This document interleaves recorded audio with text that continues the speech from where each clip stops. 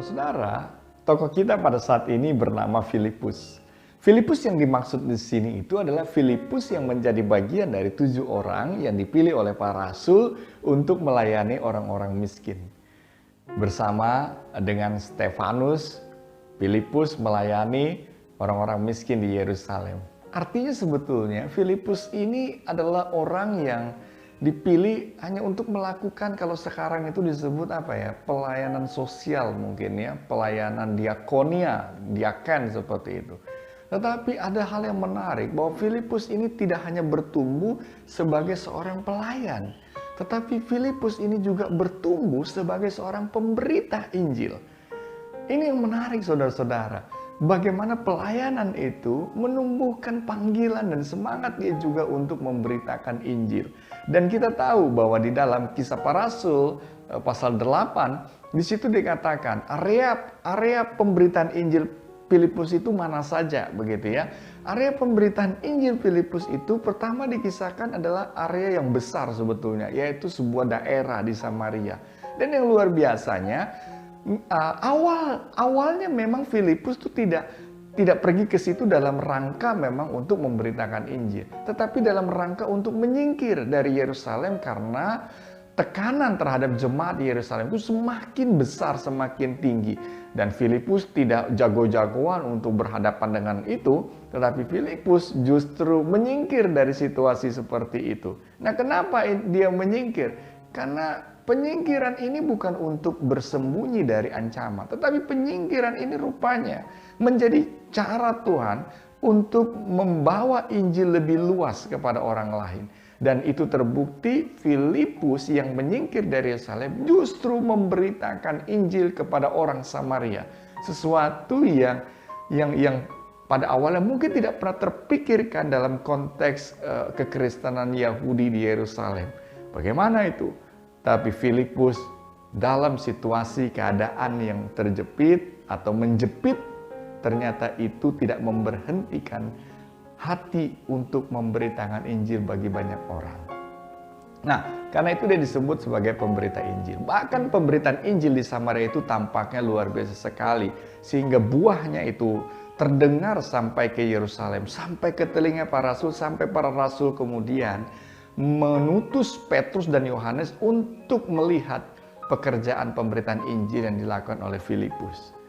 Nah, lalu yang berikutnya saudara-saudara, hati untuk memberitakan Injil ini ternyata itu tidak hanya dalam artian secara massal seperti itu.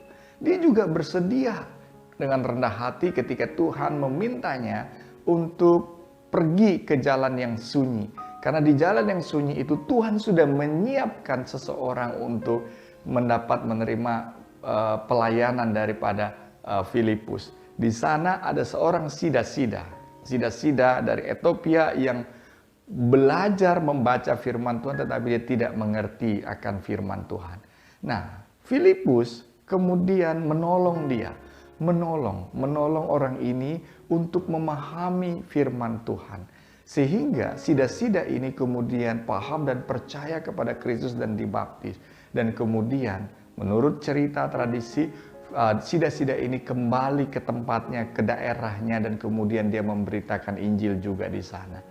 Tapi yang menarik dari cerita yang kedua ini saudara-saudara, ternyata pemberitaan Injil itu bukan hanya pemberitaan Injil dalam pengertian kita berkhotbah untuk banyak orang, memberitakan untuk orang-orang banyak, tetapi juga menuntun seseorang pribadi lepas pribadi untuk memahami firman Tuhan. Dan ternyata firman Tuhan yang diterima atau yang dipahami oleh sida-sida ini itu ternyata menjadi jalan Tuhan juga untuk membawa Injil kepada orang-orang yang ada di sekitar sida-sida itu. Nah, dengan demikian ini yang kedua saudara-saudara. Lalu yang ketiga, kita belajar dari Filipus. Filipus dikenal juga memiliki keluarga. Anak-anak perempuannya, 4 orang anak perempuannya dikenal sebagai anak-anak yang bernubuat juga. Apa artinya? Bahwa ternyata penginjilan yang dilakukan oleh Filipus itu bukan hanya kepada kelompok, bukan hanya kepada individu, tetapi juga dilakukan kepada keluarganya. Ada pemberitaan Injil di dalam keluarganya, sehingga Filipus itu dikenal memiliki keluarga-keluarga yang juga memberitakan Injil dan juga melayani. Nah, saudara-saudara, 3 hal ini menarik kita belajar dari kehidupan Pak Filipus ya.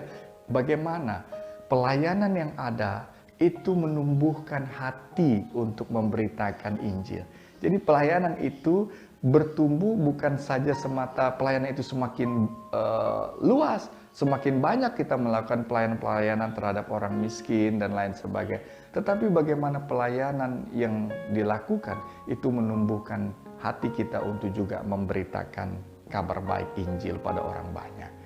Lalu siapa saja? Bagaimana? Kita baca dari Filipus bahwa memberitakan Injil itu bisa melalui pemberitaan kepada komunitas, kepada orang-orang banyak, ya, tetap melalui mungkin khotbah seperti itu atau membawa renungan dan lain sebagainya. Tetapi memberitakan Injil juga perlu dilakukan untuk menuntun, dalam artian menuntun seseorang untuk memahami firman Tuhan. Dan terlebih lagi bahwa pemberitaan Injil itu juga bukan hanya untuk orang lain, tetapi juga pemberitaan Injil perlu dilakukan di dalam dan di tengah-tengah keluarga kita. Nah, saudara-saudara, hari ini kita belajar dari Filipus, pelayanan menumbuhkan hati untuk memberitakan Injil. Memberitakan Injil itu bisa sekali lagi untuk banyak orang, sebuah komunitas. Memberitakan Injil itu juga merupakan cara dengan menuntun orang lain untuk memahami firman Tuhan. Memberitakan Injil itu juga dilakukan di tengah keluarga, di dalam hidup keluarga kita. Amin.